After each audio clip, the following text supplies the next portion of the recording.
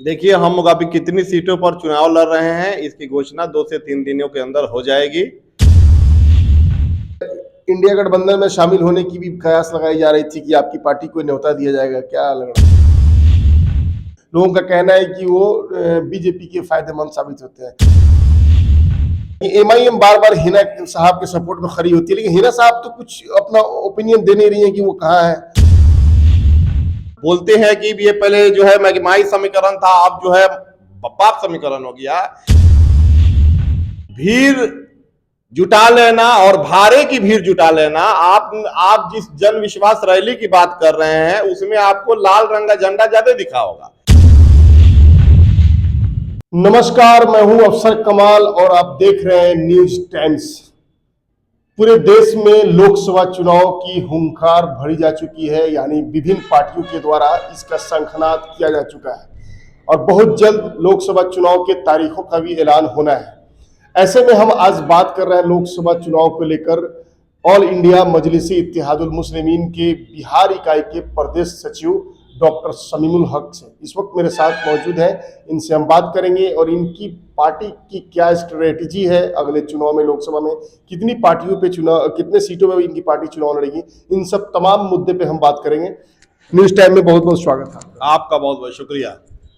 क्या खैरियत है? लोकसभा चुनाव का तो शंखनाद हो चुका है, आपके नेता भी सीमांचल आए थे, क्या कुछ तैयारी है? कितने सीटों पे आप लोग चुनाव लड़ने जा रहे हैं? देखिए, हम अभी कितनी सीटों पर चुनाव लड़ रहे हैं, इसकी घोषणा 2 से 3 दिनों के अंदर हो जाएगी। और बैरिस्टर असदुद्दीन ओवैसी साहब आए थे अभी सीमांचल, इंशाल्लाह फिर जल्द ही उनका दौरा होने वाला है।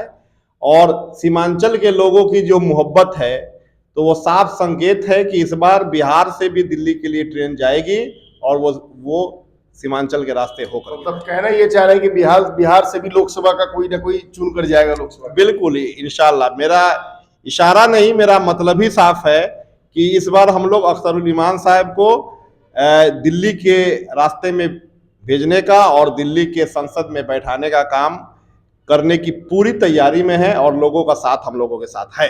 डॉक्टर साहब, आप प्रदेश कार्यकारिणी की बैठक में मैसेज आते हैं, बिहार में क्या कुछ तैयारी है पार्टी की तरफ से?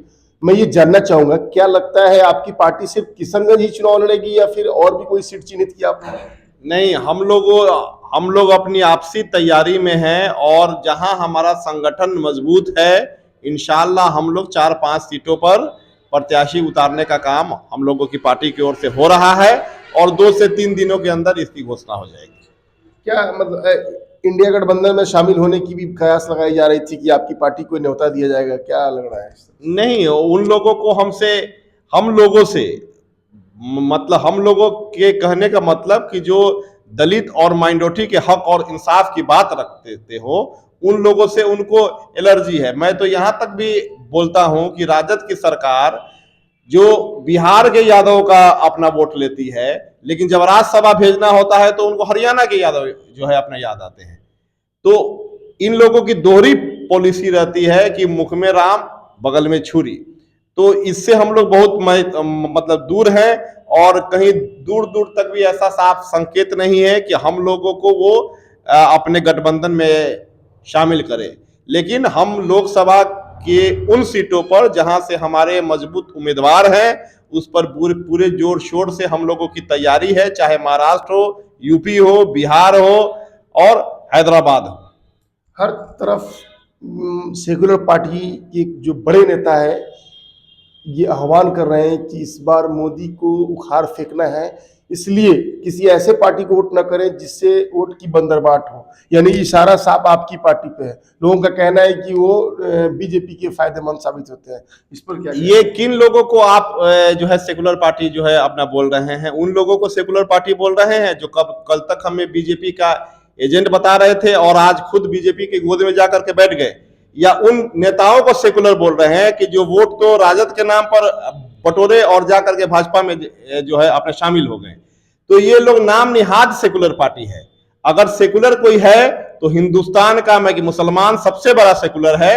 अगर कोई आदमी संविधान के दायरे में रख करके अगर जो है अपना सेकुलरिज्म रखता है तो उस पार्टी का नाम ऑल इंडिया मजलिस इत्तेहादुल मुस्लिमीन है। से अभी देखिए, आपने नेता प्रतिपक्ष तेजस्वी प्रसाद यादव जो बिहार के उप मुख्यमंत्री भी थे, पूरे बिहार में उन्होंने जन विश्वास यात्रा निकाली। उनके सभा में बहुत ही लोगों की हुजूम हुई, भारी संख्या में लोग पहुंचे और उस खुशी से इतने गदगद हुए कि उन्होंने जन विश्वास महारैली का आयोजन कर दिया। और बताया जा रहा है कि ये भीड़ जो है रिकॉर्ड तोड़ भीड़, इससे पहले कभी इतना भीड़ नहीं हुआ था किसी रैली में। इसको लेकर क्या कहना है विपक्ष के नेता होने के? देखिए, ये जन विश्वास नहीं बल्कि विश्वासघात रैली है। और वही अपना तेजस्वी यादव है जो सिवान की धरती पे जाते हैं, लोगों से रैली में आने का आग्रह करते हैं, लेकिन अपने मन से एक बार भी हिना साहब का नाम जो है मैं नहीं लेते, और बाकायदा मीडिया में अपना स्टेटमेंट देते हैं कि हम लोग समय के साथ बदल चुके हैं। तो वो क्या इतना बेवकूफ समझते हैं क्या, जो बिहार का जो मुसलमान है, यहाँ का जो यादव है और यहाँ का जो अपना दलित है, वो भी उनको समय के साथ बदलता हुआ ही दिखाई देगा। एक बात हमको ये समझ में नहीं आ रहा है कि एमआईएम बार बार हिना साहब के सपोर्ट में खड़ी होती है, लेकिन हिना साहब तो कुछ अपना ओपिनियन दे नहीं रही है कि वो कहाँ है, बार बार उसी पार्टी में जैसे मेरे समझ से बनी हुई है। हम लोग सिर्फ हिना साहब के साथ ही खड़े नहीं हैं। आज हम लोग पूछते हैं कि राजद को जिन लोगों ने सींचा, रघुवंश बाबू ने, रघुनाथ झा ने, मोहम्मद अनवारुल हक साहब ने, उनके बच्चे आज राजद में कहाँ हैं? ये जो आकर के यहाँ बोलते हैं कि ये पहले जो है माई समीकरण था, अब जो है बाप समीकरण हो गया, तो ये उन्हीं का माई समीकरण होगा, उन्हीं का बाप समीकरण होगा, उन्हीं की बहन समीकरण होगा, उन्हीं का भाई समीकरण होगा, उनका मामा समीकरण होगा, और आने वाले दिनों में उनका पत्नी का भी समीकरण होने वाला है। तो हम लोग ये चीज खोजेंगे और इंशाअल्लाह हर वक्त मैंने खोजेंगे कि आज अब्दुल गफूर साहब का जो है लड़का, आज मोहम्मद अनवारुल हक साहब का लड़का, आज जो है रघुनाथ झा जी का लड़का, आज सांसद में जो है सीताराम सिंह जी का लड़का, ये लोग जिन्होंने राजद को अपने खून से सींचा, क्या उन लोगों की याद इन लोग को आती है या फिर जो है ये लोग साफ तौर से भूल चुके हैं? तो हमको तो हक और इंसाफ की का अपना खोज है, बाकी जो हमको पूछता है उसके भी हम हैं, और जो हमको नहीं मन पूछता है उसके भी हम हैं। लगातार आप पिछले कई सालों से संगठन की मजबूती के लिए निरंतर काम कर रहे हैं, पूरे बिहार में हर वो जगह जाते हैं जहां आपकी जरूरत होती है। क्या लगता है कि संगठन की मजबूती के साथ साथ आप भी ताल ठोकेंगे कहीं? हम लोग, मैं खुद अपना 2025 में नरकटिया विधानसभा से भावी प्रत्याशी के रूप में हूं, लेकिन बिहार के विभिन्न जिलों में चूंकि मुझे प्रदेश का सेक्रेटरी बनाया गया है, तो बिहार में कहीं अगर दलितों की, अकलियत की, शोषितों की और वंचितों की, वो किसी धर्म के हो, किसी मजहब के हो, लेकिन उनके साथ अगर अत्याचार होगा तो ऑल इंडिया मजलिस इत्तेहादुल मुस्लिमीन मजबूती के साथ उसके साथ मन खड़ी रहे। अच्छा, अभी आपने देखा होगा, अभी आरजेडी के कई विधायक टूटे, नो कॉन्फिडेंस मोशन के दिन 3 विधायकों ने क्रॉस वोटिंग किया, उसके बाद से एक भरत बिन भभुआ से फिर संगीता कुमारी, 2 विधायक इधर। तो क्या लगता है कभी आपके भी विधायक तोड़े गए? जी, अल्लाह की लाठी बेआवाज होती है, और ये आज पूरी दुनिया ने देखा है कि जिन लोगों ने साजिश करके हमारे 4 एमएलए को खरीद लिया था, आज उनके एमएलए भरभरा करके उनकी पार्टी से जा रहे हैं, और बाकायदा जो संगीता जी हैं उनको हम लोग की ओर से उनको शुभकामनाएं हैं। इसलिए शुभकामनाएं हैं कि उन्होंने कहा कि आरजेडी की पार्टी में दलितों की कोई जगह नहीं है। आपने देखा होगा कि जन विश्वास की जो रैली की बात हो रही है, उस मंच पर आगे की पंक्ति में एक भी माइनॉरिटी का लीडर नहीं था। उस मंच में उनके अपना संबंधी अखिलेश यादव जी होते हैं, राहुल गांधी जी होते हैं, लेकिन एक भी माइनॉरिटी का लीडर, एक भी वैसा फेस जो मुसलमानों के हक के लिए जो है अपना आवाज ये करे, बुलंद करे, वो आपको वहां जो है नहीं दिखा होगा। तो ये लोग ये समझते हैं कि ये लोग सिर्फ दरी पर बैठने के लायक हैं और सिर्फ झोली भर भर के हम लोगों को वोट देने के लायक है। क्या लगता है जिस तरह से शहाबुद्दीन के फैमिली को आरजेडी ने दरकिनार किया है, उनकी नजरअंदाज किया है, तो एमआईएम पूरे बिहार में आगामी लोकसभा चुनाव में मुसलमानों को इसके खिलाफ एकजुट कर पाएगी? एकजुट है। देखिए, भीड़ जुटा लेना और भारे की भीड़ जुटा लेना, आप जिस जन विश्वास रैली की बात कर रहे हैं उसमें आपको लाल रंग का झंडा ज्यादा दिखा होगा, और कुछ भीड़ वैसे थे जो बाहर से भी अपना जो है मैं बुलाए गए थे। तो भीड़ को वोट की शक्ल में आप उसको गिनती में नहीं करिए।